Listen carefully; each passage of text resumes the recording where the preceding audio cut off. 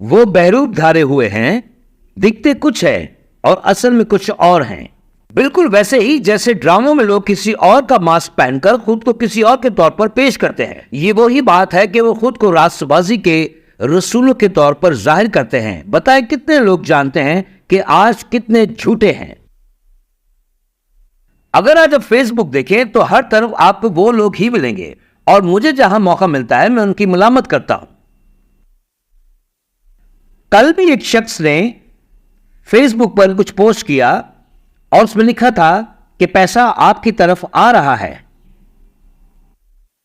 तो मैंने दो लफ्जों में से जवाब दिया, प्लीज।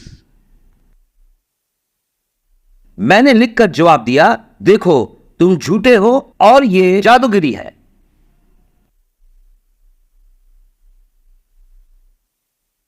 हमें मत्ती 7 बाब के मुताबिक आगे बढ़ना है।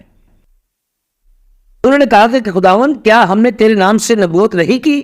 खुदावन ने कहा कि दूर हो जाओ बदी के काम करने वालों, मैं तुम्हें नहीं जानता। मगर अफसोस की बात यह है कि उसने कहा कि पैसा आपकी तरफ आ रहा है और बहुत से लोग नीचे आमीन कहकर कमेंट कर रहे हैं और उस पैगाम को कबूल कर रहे हैं। खुदा के लोगों, क्या आप मेरी बात सुन रहे हैं? ऐसे झूठे लोगों को पहचानो, वो रोशनी के फरिश्तों के तौर पर रूप धारे हुए हैं।